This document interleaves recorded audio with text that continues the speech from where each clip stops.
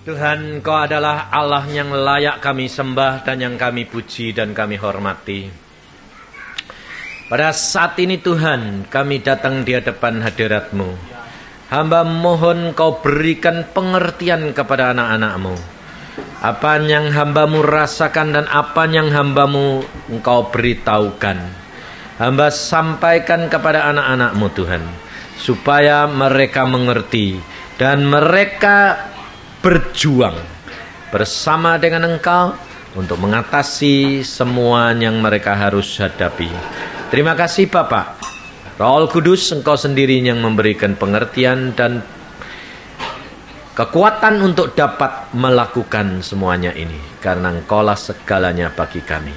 Dalam nama Tuhan Yesus kami mengucap syukur semua perkara ini. Amin. Mari saudara-saudara kita buka firman Tuhan di dalam Lukas pasal yang ke-7.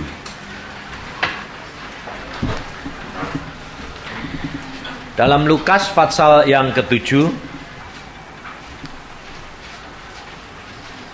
Lukas pasal 7 mulai ayat yang pertama.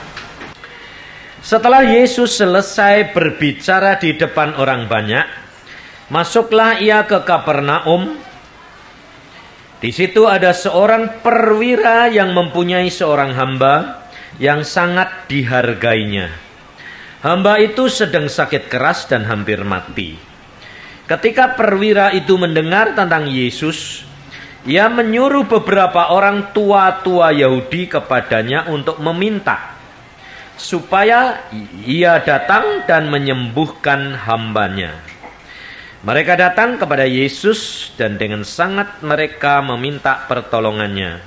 Katanya, ia layak engkau tolong sebab ia mengasihi bangsa kita. Dan dialah yang menanggung pembangunan rumah ibadat kami. Lalu Yesus pergi bersama-sama dengan mereka. Sampai di sini. Saudara, kalau kita perhatikan saudara, peristiwa ini dan masa ini yang saudara dan saya sedang hadapi.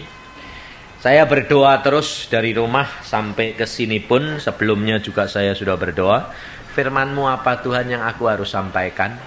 Karena Engkau yang tahu keadaan anak-anak-Mu. Dan Tuhan memberikan firman ini saudara. Keadaan anak-anak Tuhan di tempat ini hampir sama dengan keadaan murid-murid Tuhan Yesus pada saat itu. Murid-murid Tuhan Yesus ikut Tuhan Yesus pergi kemana-mana bersama dengan Tuhan. Keadaan ini sama dengan saudara sekarang.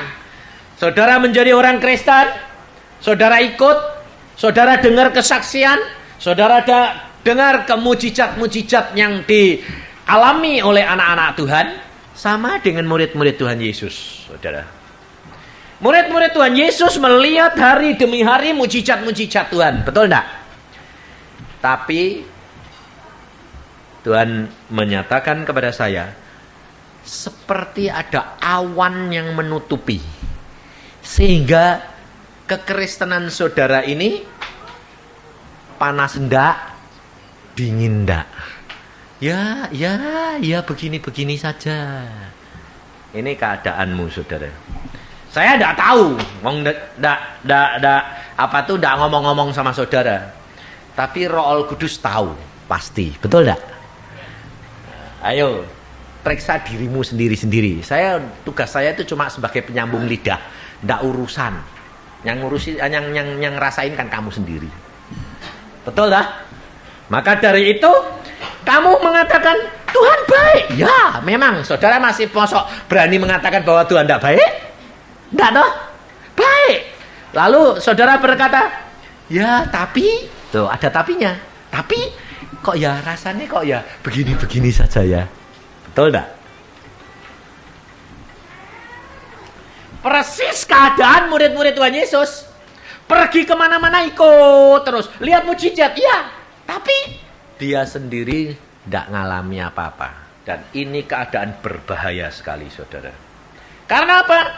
Apa yang dialami oleh Petrus menjadi seorang pemimpin daripada murid-muridnya.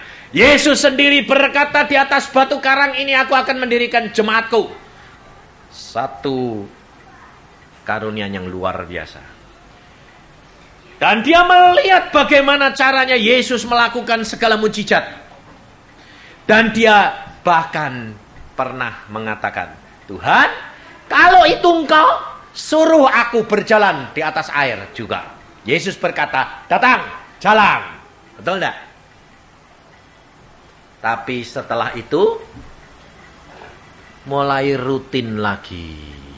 Biasa. Dan apa terjadi, saudara? Sampai Tuhan Yesus berkata kepada Petrus, Petrus, ayam tidak akan berkokok sebelum engkau menyangkal aku. 3 kali lagi. Lalu Petrus berkata, mati pun mau Tuhan, buat apa nyangkal engkau? Saudara juga bilang gitu dah. Tadi kan Yohanes bilang, sampai mati pun mau ikut engkau Tuhan. Betul tak? Hah? Saudara juga bilang gitu dah. Ya, sementara engkau belum ngalami apa-apa. Coba nanti kalau sudah kayak Petrus, mak jedet. Lalu ketemu siapa? Gadis kecil tok. Hei, kamu murid Yesus ya? Enggak. Loh, saudara, baru kamu tahu. Sebab apa? Sebab apa saja yang dikatakan oleh Tuhan Yesus pasti terjadi. Ini loh, saudara. Saudara harus hati-hati. Apa saja yang dikatakan oleh Tuhan Yesus pasti terjadi. Hal ini kerap kali saya alami. Saya kerap kali, saya juga seperti Petrus, tidak mau menyangkal, dak. Nyakitkan hati Tuhan, dak. Tapi kalau Tuhan sudah masih ngasih mimpi kepada saya, beritahukan saya akan terjadi, saya bilang, tidak bakal dong Tuhan, tidak bisa, tidak mesti terjadi. Saudara bilang, kan bisa didoakan. Bisa. Saya yakin Petrus juga tidak mau kok, betul tidak? Pada waktu Petrus diberitahu oleh Tuhan, ayam tidak akan berkokok sebelum kamu nyangkal aku. Petrus bilang apa? Masuk penjara, mati pun mau. Saya yakin Petrus berjuang enggak melawan kata-kata Tuhan Yesus. Pasti. Tapi nyatanya tetap terjadi. Saudara.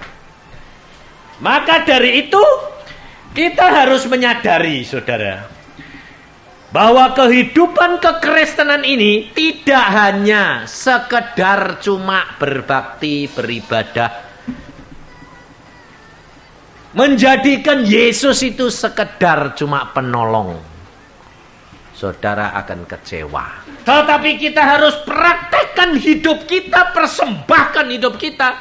Letakkan di dalam tangannya Yesus. Apapun yang terjadi, biarlah Dia yang memimpin saudara dan saya. Apalagi kedudukan kita ini lebih daripada Petrus. Kenapa? Petrus pada waktu itu dia bersama dengan Tuhan Yesus, tapi tidak ada Roh Kudus. Kita disertai oleh Roh Kudus. Dan Roh Kudus tidak akan dianiaya seperti Yesus. Maka dari itu saudara, kedudukan kita ini lebih luar biasa.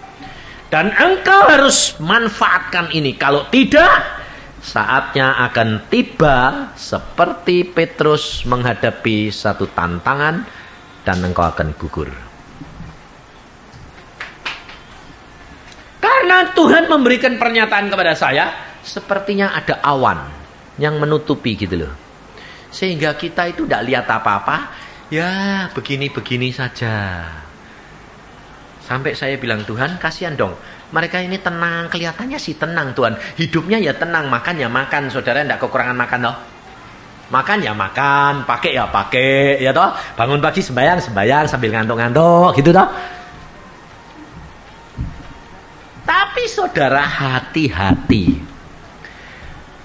Ada masanya, di dalam masa yang kelihatannya tenang ini, Tuhan Yesus pernah berkata, Anak manusia itu datang justru seperti zaman Nuh, sedang pesta pora, kawin mengawinkan, tiba-tiba anak manusia datang.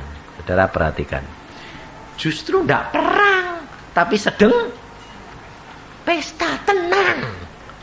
Maka dari itu waspada. Dan Tuhan mengingatkan kepada murid-muridnya dengan peristiwa perwira ini. Perwira Rom, ini perwira Rom. Perwira ini bukan orang Yahudi, bukan orang Kristen berarti. Perwira ini dia memberikan banyak sedekah, bahkan dia yang membangun bait Allah. Ini peringatan buat kita, saudara. Terus terang, saudara itu loh kalah murah hati daripada orang-orang yang tidak Kristen kerap kali. Sebab apa? Orang Kristen itu bekas orang dosa, terikat dengan segala sesuatu, belum bisa melepaskan cara berpikir yang lama. Kalau saya lihat coba orang-orang yang di luar Kristen itu, biku-biku itu loh, biarpun dia kaya dilepaskan semua, kepalanya digundulin, pakai apa? Jalan tok tok tok. Tuh, dikorbankan segala-galanya enggak? Saudara. Tapi kasihan dia tidak mengenal akan kebenaran. Tapi saudara dan saya yang mengenal kebenaran, sebaliknya tidak menjadi pelaku firman. Jadi sama mawon satu model. Yang sana kurangnya ini, yang sini kurangnya ini. Jadi tetap saja rugi, saudara. Maka Tuhan Yesus berkata, apa gunanya kamu teriak-teriak kepadaku, Tuhan, Tuhan, tapi kamu tidak melakukan firman-Ku. Maka dari itu saudara, firman dan Roh Al-Kudus, Yesus dan Roh Al-Kudus tidak bisa dipisahkan. Firman ini harus masukkan, firman ini harus engkau lakukan. Dan Roh Kudus diberikan kekuasaan penuh di dalam kehidupan saudara dan saya untuk menuntun engkau dan saya dalam seluruh kebenaran. Kalau tidak, engkau akan tidak mampu. Petrus dia dengar firman bersama dengan Yesus, tapi dia belum dipenuhi oleh Roh Kudus. Pada waktu menghadapi kesulitan, nyangkal Yesus. Saudara pun tidak akan mampu tanpa firman dan Roh Al-Kudus. Dan biasakan mulai sekarang Roh Kudus berkarya dalam hidup saudara, memimpin saudara jadi raja saudara. Kalau tidak, kau tidak akan mampu. Ini terus terang pengalaman-pengalaman daripada hamba-hamba Tuhan. Stefanus pada waktu dia dianiaya, kok dia kuat? Karena apa?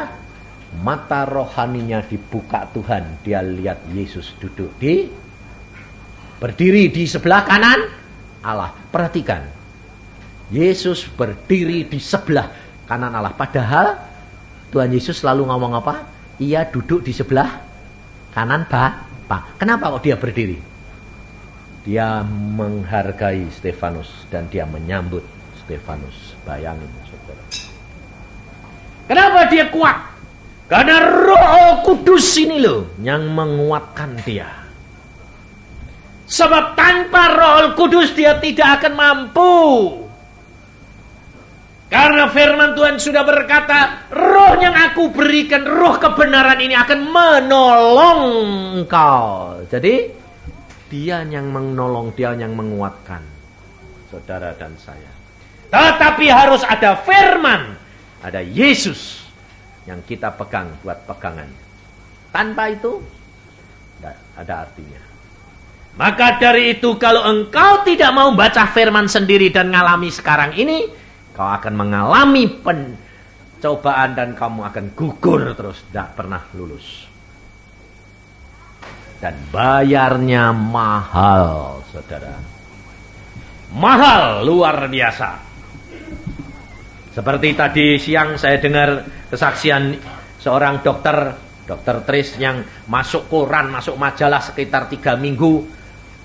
Yang dia operasi orang lalu mati itu loh. Hancur-hancuran, prakteknya ditutup, kliniknya ditutup, namanya ditulis di koran. Bayangin, jual koran, anak jual korannya ketemu ibunya, dokter Kristantris sendiri dinyanyikan, ini ada dokter pembunuh manusia. Bayangin, ditawarin dia sendiri, bayangin saudara. Rasanya kayak apa? Hancur-hancuran, sampai stres, sampai hilang semua perasaannya dan pikirannya. Sampai teler kalau mau ngomong dicateti. Kamu ngomong apa? Jawabannya apa? Bayangin. Dokter. Padahal dia sedulunya sama anak Tuhan. Dia sudah kenal Tuhan, sudah. Sudah tahu Tuhan, sudah. Tapi kenapa meninggalkan Tuhan? Kenapa?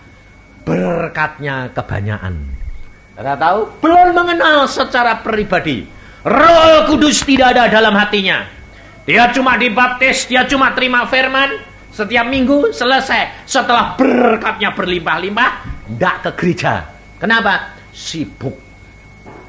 Nah, kalau sudah mulai gitu, Tuhan lihat dari atas. Ya, tumpuk terus berkat ya. Ya, tumpuk terus ya. Ya, nanti bayar harganya mahal. Sejebret mati pasiennya satu del. Langsung masuk masuk polisi, langsung dimasuk koran, stres, gepeng.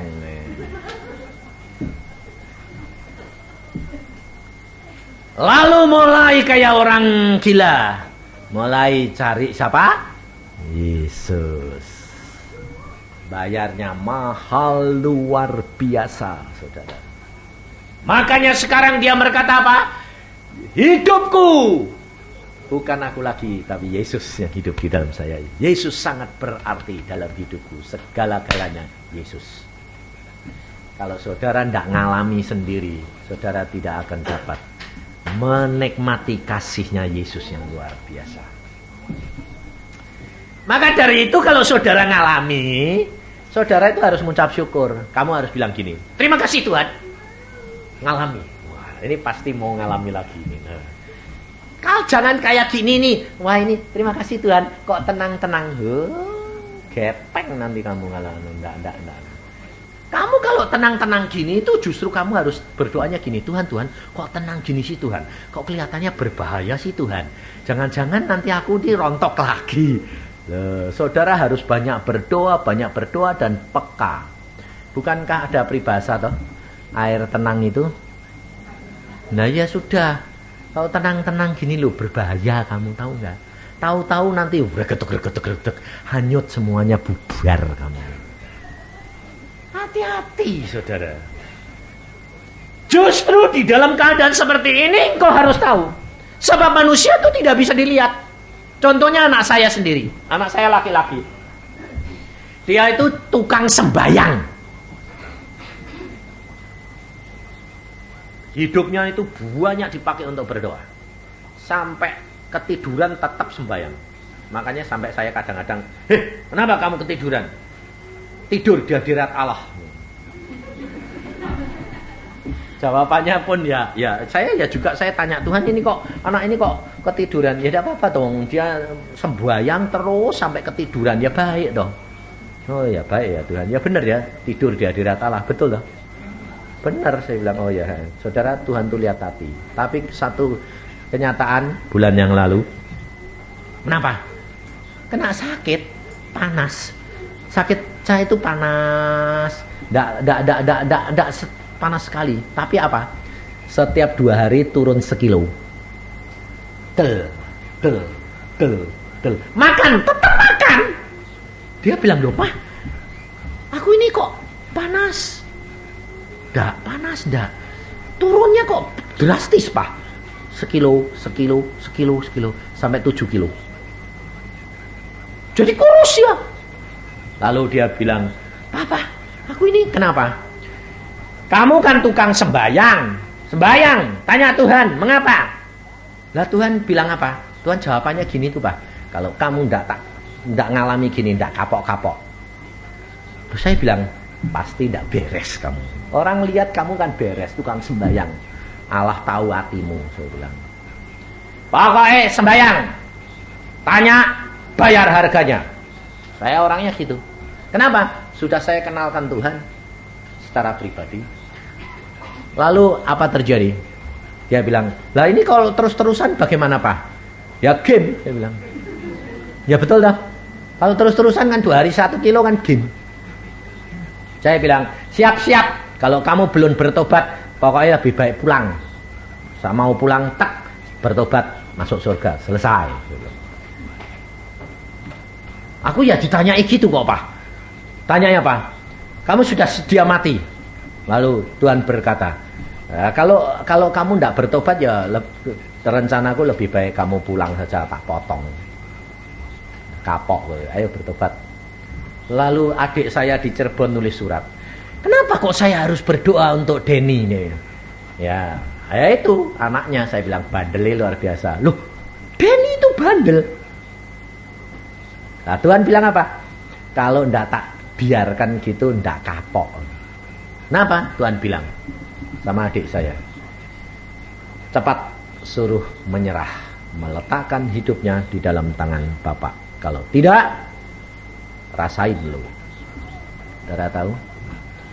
Kalau saya lebih senang dididik dulu sekarang daripada sudah terlambat, betul enggak? Enggak apa-apa.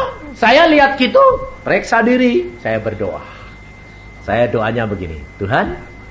Lalu iblis tanya, bagaimana kalau anakmu nanti mati? Saya bilang, rencana Allah yang terbaik. Kalau Bapak lihat lebih baik pulang, biar pulang. Selamat daripada tidak pulang tapi tidak selamat. Saudara tahu? Kita harus berani percaya kepada Dia sampai kepada titik yang terakhir. Sebab Yesus sudah mengatakan, kalau engkau mengasihi anakmu lebih daripada engkau tidak layak jadi muridku. Itu kita harus jujur, saudara. Saya tidak peduli. Karena apa? Saya tahu Allah itu luar biasa. Makanya saya bilang, rencanamu Bapak yang terjadi. Didikan anakku. Aku tidak tahu kok. Hati ini kan tidak tahu. Akhirnya saudara tahu. Dia berkata, Pak, tak serahkan sama Tuhan sajalah apapun yang terjadi. Saya bilang, oke, sembuh, langsung beres. Nah, terus beres Pak. Iya. Malah sekarang 3 hari naik 1 kilo. Jangan mongkok lagi, saya bilang. Malah ini nanti jadi gendut kamu nanti. Enggak kok Pak, ini kok naik kok cepat juga ya Pak. Iya, saya bilang asal kamu beres. Saudara tahu, kita itu tidak bisa menghakimi dan kita tidak bisa lihat apa yang di depan. Karena Yesus lihat apa yang di dalam hati. Yesus minta kepada saudara dan saya mempunyai iman percaya yang sungguh-sungguh seperti perwira ini loh saudara. Peristiwa ini dibiarkan oleh Tuhan karena Tuhan mau mengajar murid-muridnya. Murid-muridnya sudah lihat mujizat, sudah lihat selalu hidup dengan Yesus. Dia sudah mulai jenuh. Dan pada waktu perwira ini datang, dia mengalami hambanya sakit parah. Dia minta pertolongan kepada tua-tua Yahudi. Saudara coba perhatikan. Tua-tua Yahudi ini orang yang percaya Yesus atau tidak? Hah? Tidak. Kalau saudara baca pengalaman dari riwayat Tuhan Yesus, tua-tua Yahudi selalu melawan, menentang Tuhan Yesus. Tapi aneh, tua-tua ini datang kepada Yesus untuk perwira itu loh. Kenapa? Karena perwira itu yang membangun bait Allah. Manusia, saudara perhatiin. Tua-tua Yahudi mengorbankan dirinya, harga dirinya, disebabkan karena kebaikan manusia. Kita pun orang Kristen kerap kali apa? Sungkan sama orang yang baik kepada kita. Kenapa? Kita lebih sungkan daripada manusia, daripada sungkan kepada Allah. Tapi anehnya Yesus itu rendah hati. Dimintai tolong, Tuhan ya bilang, oke, Yesus datang. Padahal perwira ini, kenapa dia tidak datang sendiri sama Yesus? Kalau menurut perhitungan manusia, wah sombong amat. Kenapa dia nyuruh tua-tua Yahudi? Kenapa dia tidak datang sendiri? Yesus tahu hatinya perwira itu. Kenapa? Status kedudukan dia yang menyebabkan sulit untuk dia datang kepada Yesus secara pribadi. Bapak-bapak, saudara, dia seorang perwira. Kalau dia dapat membantu banyak tentang pembangunan rumah bait Allah, pasti dia penguasa di daerah itu, betul lah? Dan saudara tahu, kalau dia seandainya datang kepada Yesus secara pribadi, dilihat oleh orang-orang semuanya, pada waktu Yesus diadili bagaimana? Bingung enggak kedudukannya? Yesus dulu rendah hati. Dia tahu kedudukan perwira ini. Dia tidak menyalahkan. Saudara, murid-murid Tuhan Yesus, orang tua-tua Yahudi yang selalu dapat dengar Yesus, tetapi dia tidak mengalami mujizat. Perwira itu yang tidak setiap hari dengar, tapi dia percaya Yesus. Dan dia punya iman yang besar sekali. Maka dia menyuruh orang tua-tua itu datang kepada Yesus untuk minta pertolongan Yesus. Dan Yesus pada waktu dia datang ke tempat dia, apa yang dikatakan? Di dalam ayat yang ke-6, lalu Yesus pergi bersama-sama dengan mereka. Ketika ia tidak jauh lagi dari rumah perwira itu menyuruh sahabat-sahabatnya untuk mengatakan kepadanya, Tuan, janganlah bersusah-susah, sebab aku ini tidak layak menerima Tuan di dalam rumahku. Sebab itu, aku juga menganggap diriku tidak layak untuk datang kepadamu. Tetapi katakan saja sepatah kata, maka hambaku itu akan sembuh. Sebab aku sendiri seorang bawahan, dan di bawahku ada pula prajurit. Jika aku berkata kepada salah seorang prajurit itu, pergi, maka ia pergi. Dan kepada seorang lagi, datang, maka ia datang. Ataupun kepada hambaku, kerjakanlah ini, maka ia mengerjakannya. Setelah Yesus mendengar perkataan itu, ia heran akan dia. Dan sambil berpaling kepada orang banyak yang mengikuti dia, dia berkata, aku berkata kepadamu, iman sebesar ini tidak pernah aku jumpai sekalipun di antara orang Israel. Berarti imannya perwira ini lebih gede daripada 12 rasul, enggak? Hah? Saudara tahu? Saudara, jangan anggap kalau hamba Tuhan itu punya iman besar. Ini Alkitab mengajar. Rasul-rasul Tuhan 12 dipilih bukan karena dia punya iman besar. Kalau dipilih secara iman, perwira ini itu lebih besar loh. Kalau saudara dan saya dipakai Tuhan bukan karena iman, bukan karena kebaikan, bukan karena kemampuan, tapi karena kasih karunia. Maka dari itu saudara jangan mengagungkan hamba Tuhan. Jangan mengikuti hamba Tuhan, mengikuti Yesus. Pengikut hamba Tuhan tidak ada yang masuk surga. Pengikut Yesus masuk surga. Alkitab mengajar kepada kita bahwa perwira ini punya iman lebih besar daripada murid-muridnya. Karena kata-kata Tuhan Yesus. Bayangin saudara, kalau saudara dan saya jadi Tuhan Yesus, pasti kesinggung. Contohnya saya diundang orang.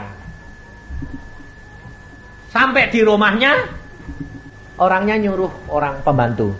Maaf Tuan, tuannya tidak bisa nemuin Tuan karena merasa tidak layak. Katakan saja dari luar. Nanti pembantu saya akan sembuh. Ayo, saudara jengkel enggak? Sudah datang sampai di sana, tidak boleh masuk lagi. Untungnya Yesus itu tahu hatinya. Jadi apa yang diomongin oleh perwira ini, dia itu tulus sungguh-sungguh. bukan pura-pura.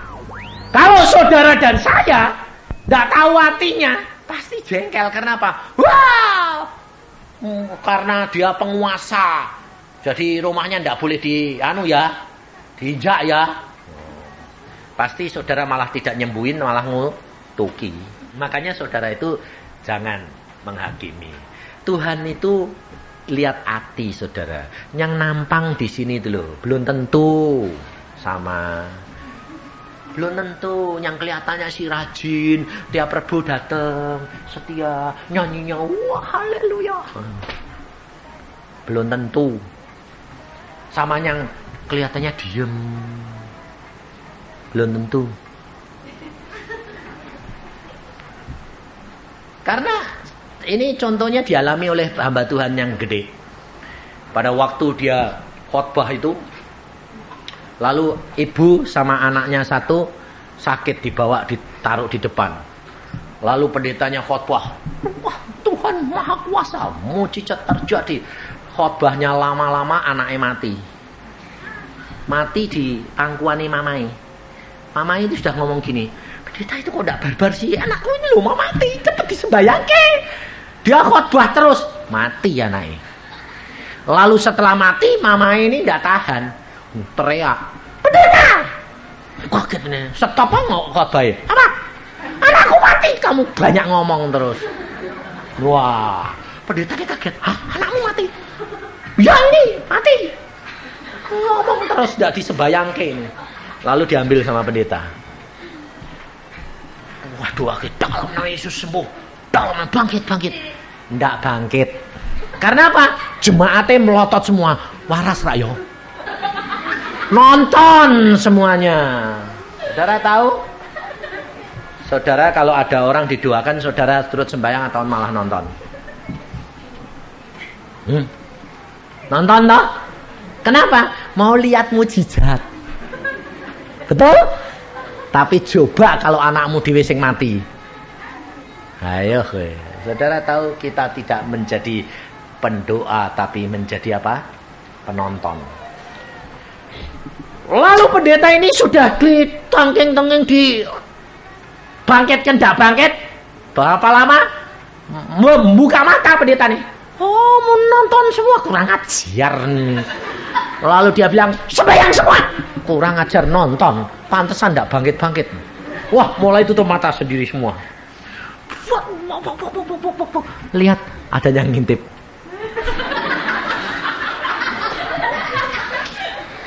Saudara tahu? Lebih banyak yang ngintip daripada yang sembahyang. Karena apa? Takut deh pendeta nih. Tidak bangkit, saudara tahu. Setelah itu dia bilang, Tuhan, ini tidak tahu, terserah. Bangkit. Nangis anaknya. Wah, pendeta ini bilang, puji Tuhan, bangkit. Wah, lah ya saudara, sembahyang. Nah, hasil ini loh. Saudara tahu, pas gitu, dia melihat malaikat datang dari pintu, bawa mahkota, jalan. Pikir dia, wah aku ini yang dapat. Lewat di belakang, sudah siap-siap kepala malaikatnya muter. Jalan lagi ke belakang. Dia lalu melongok. Kasih ke siapa?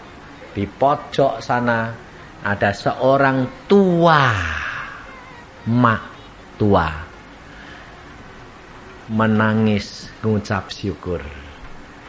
Mahkotanya ditempelkan di kepalanya. Lalu pendeta ini berkata, malaikat, kenapa engkau tempelkan di kepala nenek tua? Salah alamat tuh. Harusnya milik saya. Malaikatnya berkata, pendeta, kamu tadi berdoa sudah berapa menit? Pintu surga tak terbuka, pendeta. Kamu suruh semua berdoa, pintu surga pun tidak terbuka, pendeta. Tapi pintu surga terbuka dan Yesus memerintahkan anak itu bangkit. Sebab apa? Sebab wanita tua inilah yang mengetuk pintu surga. Dan hati Yesus tidak tahan melihat air mata dia. Jemaatnya semua tidak ada yang nangis. Sembayang sih sembayang, tapi tidak hatinya di tempat. Cuma sembayang, Tuhan Yesus tolong. Lalu pikirannya, bangkit tidak ya? Tuhan Yesus tolong, bangkit tidak ya? Saudara tahu? Dan Tuhan, malaikat itu berkata, bukan kamu pendeta, tapi karena perempuan tua ini. Karena dia merasakan kehilangan anaknya. Dia merasakan menjadi seorang ibu yang pernah kehilangan anak. Dia merasakan bagaimana pedihnya. Dan dia berteriak kepada Tuhan. Dan Tuhan melihat kasihnya dia. Seperti kasihnya Bapa untuk menolong manusia. Dan aku, Yesus berkata, tidak tahan. Karena aku pun pernah ditinggalkan oleh Bapa di atas kayu salib. Dan aku turun membangkitkan. Saudara tahu? Yang penting bagi kita adalah bagaimana kita dapat menyentuh hatinya Yesus. Sehingga apapun yang saudara dan saya butuhkan, Dia sediakan untuk saudara dan saya. Kita tidak tahu apa yang akan terjadi, saudara. Kita tidak tahu di depan kita besok lusa, kita tidak tahu. Tetapi kita harus hati kita selalu menengadah kepada Yesus. Saya di Surabaya diundang oleh seorang. Orang ini ternyata bukan keluarga dia yang sakit. Mamae temene. Saya tanya, "Loh, kamu undang saya itu buat siapa?" "Buat mamahnya temenku, Pak." "Kasihan, Pak. Sudah sakit bertahun-tahun dan sekarang ini sadar ndak sadar ya ndak." "Terus sudah diobatkan kemana?" "Sudah dibawa ke mana-mana, Pak. Salah satu yang terakhir dibawa ke Jepang, ke dokternya Kaisar Hirohito. Lalu diperiksa, bilang apa? Angkat tangan, bawa pulang saja, sudah tinggal tunggu waktunya." Lalu dikasih obat apa? Morfin. Jadi supaya teler terus. Nah, saya bilang, "Lah kenapa kok kamu yang minta? Kok enggak keluarganya?" Keluarganya ini terus terang belum begitu kenal Tuhan, Pak. Mereka ini ya belum kenal. Mamanya ya sudah kenal, ya ke Katolik. Ya cuma enggak kenal sih, enggak, cuma ya pergi berbakti, Pak. Tapi saya berdoa, "Tuhan, pergi enggak ini?" "Pergi, layani, kasihan. Karena dia ini menaruh kasih." Ya wis, nurut saya. Saya sampai sana. Anaknya kumpul semua. Salah satu dokter. Lalu anaknya bilang gini, "Om, maaf ya Om, Mak ini sedang tidur." "Loh, tidur atau sadar apa enggak sadar?" Saya bilang, "Ya enggak pernah, ya kadang-kadang sadar, kadang-kadang enggak. Tapi ini sedang tidur. Enggak tahu ini enggak tidur, enggak sadar atau tidur, enggak tahu. Piye Om, perlu dibangunkan enggak?" "Enggak usah," saya bilang. "Hah? Lah terus bagaimana Om?" "Ya aku mau ngomong." "Ngomong sama siapa?" "Ya sama mamahmu." "Loh, lah tidur itu Om." "Loh, orang tidur ya bisa diajak ngomong kok. Enggak apa-apa." Lalu saya datang, saya sembahyang, "Tuhan, apa yang saya akan ngomongkan Tuhan?" "Ngomong saja." "Ya wis ngomong aja, kalau ngomong ya ngomong." Saya bilang, "Saya tidak tahu namanya siapa." "Ibu, aku ngomong sama kamu ya, dengar."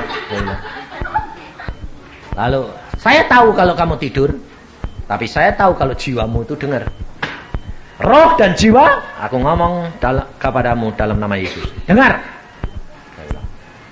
Cepat bertobat, waktumu sudah singkat. Engkau tidak dipanggil pulang karena Yesus mengasihi kamu, supaya jangan sampai kamu jiwamu binasa. Percaya Yesus, minta ampun segala dosa-dosamu, bertobat, Yesus akan ampuni kamu dan bebaskan kamu. Lalu sebentar lagi Tuhan ngomong sama saya, kasih tahu hatinya sakit hati sama orang. Oh, ibu, cepat ampuni. Hatimu pahit, kamu sakit hati sama orang. Kalau kamu tidak ngampuni, Yesus tidak ampuni. Udah? Roh memberitahu, dia mau terima dan ngampuni. Oke, ucapkan syukur sekarang ya. Anak-anaknya pikirnya gini, edan ini begitu. Saya tidak peduli. Saya lihat anak-anaknya semua ya bengongnya ini orang gendeng, ngomong dewek gitu ya toh.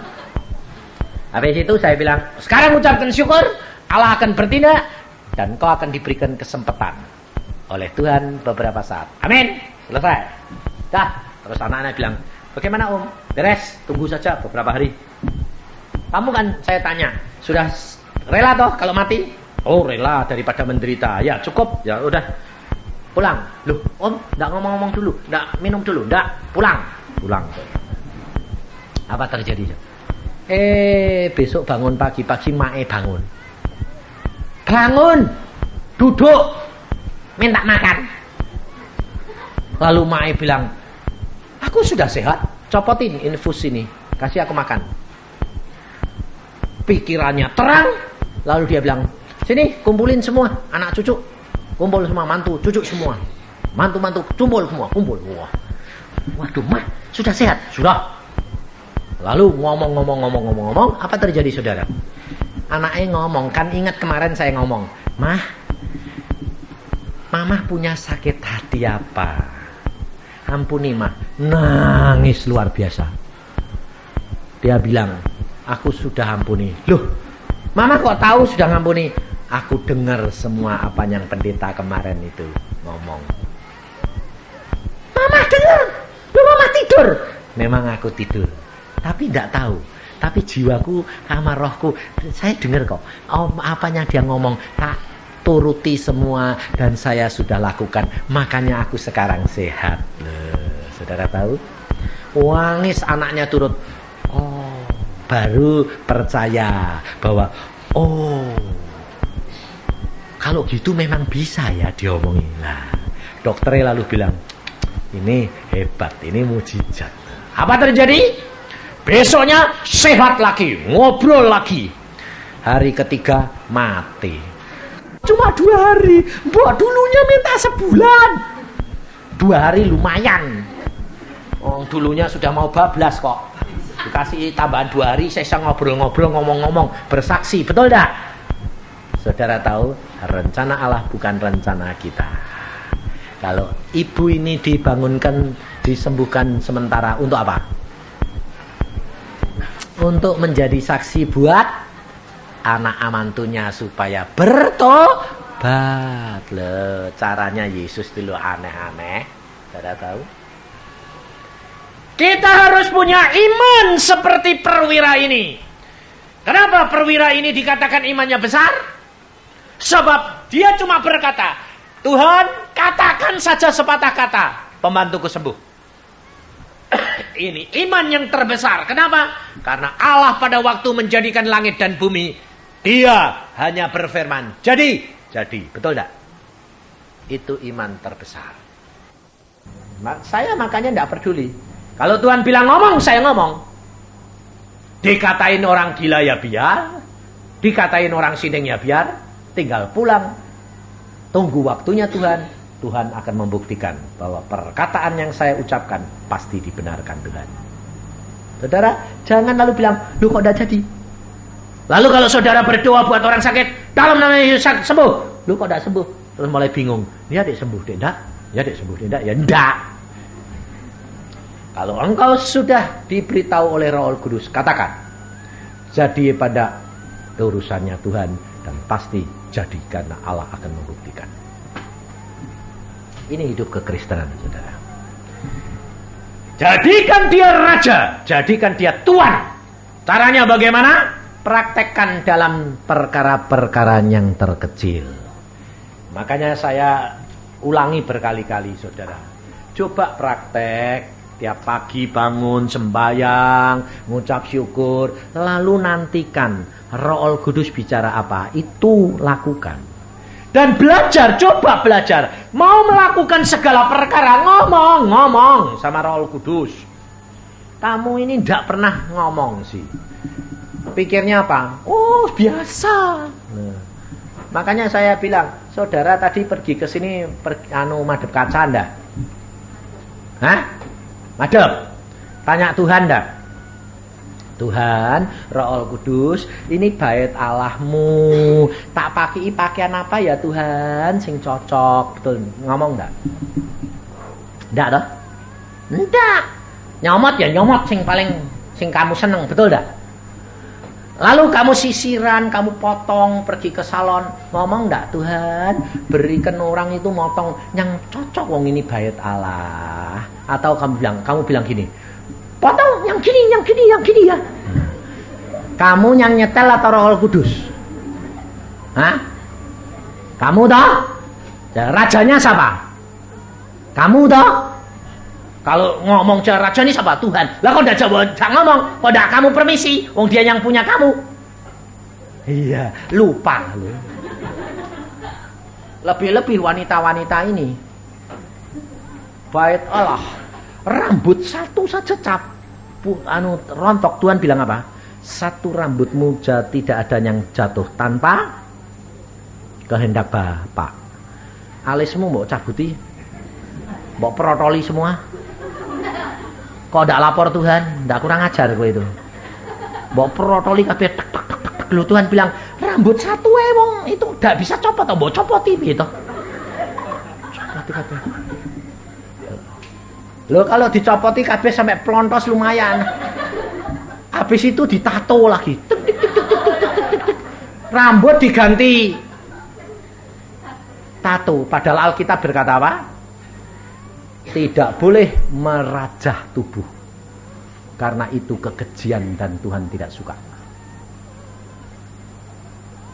Makanya saya tadi ngomong sama orang bilang, "Ya Pak, itu teman saya Pak, ditato, pancing." Alisnya jadi Pak, tingginya tidak sama. Lah kapok kowe, aku bilang gitu. Terus bagaimana bisa disetel dah? Ya ndak bisa, pancing terus. Iya. Wah, dia marah Pak, tapi kadung sudah terlanjur jadi, menceng ya Pak. Saudara tahu kapok kowe ya. Saudara, kita tidak setia, tidak belajar dari permulaan. Belajar dari perkara-perkara yang terkecil. Maka engkau diberi tanggung jawab yang besar oleh Tuhan. Mau apa ngomong sama Tuhan. Tuhan Roh Kudus pimpin. Makanya perempuan-perempuan ini jangan pakai yang enak-enak. Enggak beres. Ini bait Allah, tahu enggak? Kalau pergi persekutuan, pergi gereja saja, roknya panjang-panjang, tutupi semua. Tapi kalau pesta, bukai kabeh, mau naik kabeh. Sampai orang lain melotot semua, termasuk pendetanya turun melotot. Lah, kalau melotot, lalu kemasukan orang jahil, lalu bait Allah itu dicomoti, siapa yang salah? Yang melihara bait Allah lah, saudara tahu. Maka dari itu kita itu harus sadar bahwa tubuh kita bait Allah, apapun yang kita mau lakukan, tanya Roh Kudus, berdoa. Setia dalam perkara yang terkecil, kamu akan diberi tanggung jawab yang besar. Amin. Mari kita berdoa. Tuhan, firman-Mu sudah hamba sampaikan, supaya anak-anak-Mu di tempat ini sadar Tuhan, bahwa mereka sedang mengalami keadaan yang panas tidak, dingin tidak, di dalam keadaan yang tenang tetapi berbahaya sekali. Ampuni Tuhan, karuniakan kepada anak-anak-Mu ketaatan, pengabdian kepadamu, kesetiaan, mencari Engkau dengan sungguh-sungguh hati dan waspada, sehingga Roh Kudus selalu menjadi Raja kami dan Tuan kami, untuk menuntun kami dalam seluruh kebenaran. Dan firman-Mu Tuhan nyata di dalam kehidupan kami. Terima kasih Bapa akan anugerah-Mu ini, peringatan-peringatanmu ini, supaya kami jangan terlambat dan terhilang. Anugerah-Mu besar kepada anak-anak-Mu. Terima kasih Tuhan. Dan Kau tuntun langkah-langkah kami menuju kepada kesempurnaan. Dalam nama Tuhan Yesus, hamba mengucap syukur semua perkara. Amin.